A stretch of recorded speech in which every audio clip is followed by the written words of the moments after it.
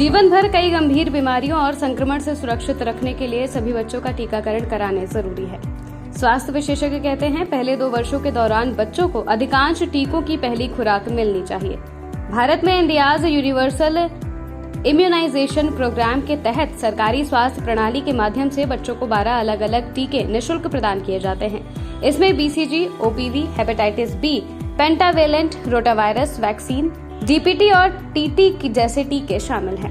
हालांकि पिछले कुछ वर्षों में देश में बच्चों की टीकाकरण की रफ्तार में काफी कमी देखी जा रही है।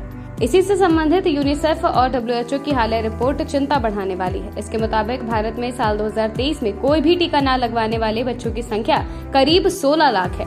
नाइजीरिया के बाद भारत दूसरा ऐसा देश है जहां 2023 में सबसे ज्यादा बच्चों को कोई भी टीका नहीं लगा। साल 2023 में नाइजीरिया में सबसे ज्यादा 21 लाख बच्चे ऐसे थे जिनका कोई भी वैक्सीनेशन नहीं हुआ था। 16 लाख बच्चों का नहीं हो पाया टीकाकरण। यूनिसेफ और WHO की हालिया रिपोर्ट के मुताबिक साल 2021 की तुलना में 2023 में टीकाकरण में सुधार तो हुआ है, पर यह अब भी गंभीर विषय है। साल 2021 में 27.3 लाख बच्चों को एक भी टीका नहीं लगा था, जो कि 2023 में घटकर 16 लाख रह गया। भारत के बाद अन्य देश जहां 2023 में 0 डोज वैक्सीन के मामले रिकॉर्ड किए गए, उनमें इथियोपिया, कांगो, सूडान और इंडोनेशिया शामिल है। गौरतलब है कि चीन शीर्ष 20 शून्य खुराक वाले देशों की सूची में 18वें स्थान पर है, जबकि पाकिस्तान 10वें स्थान पर। विश्व स्वास्थ्य संगठन ने जताई चिंता। WHO ने दक्षिण पूर्व एशिया क्षेत्र के देशों से सभी स्तरों पर प्रयासों को और मजबूत करने का आह्वान किया है, जिससे ऐसे बच्चों की पहचान करके उनका टीकाकरण कराया जा सके।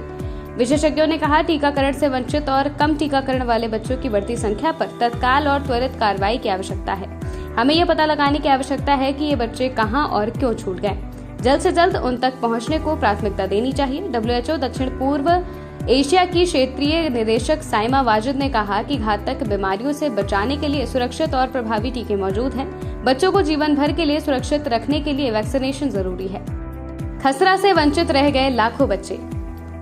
स्वास्थ्य विशेषज्ञ कहते हैं, बच्चों को शुरुआती टीके न मिलने से भविष्य में उनमें कई संक्रामक बीमारियों का जोखिम हो सकता है। इस साल की शुरुआत में आई कई रिपोर्ट्स में चिंता जताई जा रही है कि कोरोना महामारी के दौरान बढ़े स्वास्थ्य दबाव के चलते बच्चों में टीकाकरण काफी प्रभावित हुआ था, जिसके कारण भारत, अमेरिका सहित कई देशों में बच्चों में खसरा रोग के मामले काफी तेजी से बढ़ते जा रहे हैं। WHO और US centre for disease control and prevention की एक रिपोर्ट के अनुसार साल 2023 में भारत में खसरा नियंत्रित टीके की पहली खुराक न लगवाने वाले बच्चों की संख्या 16 लाख के करीब थी। इससे पहले 2022 में भारत में अनुमानित 11 लाख बच्चे खसरे के टीके की अपनी महत्वपूर्ण पहली खुराक लेने से चूक गए।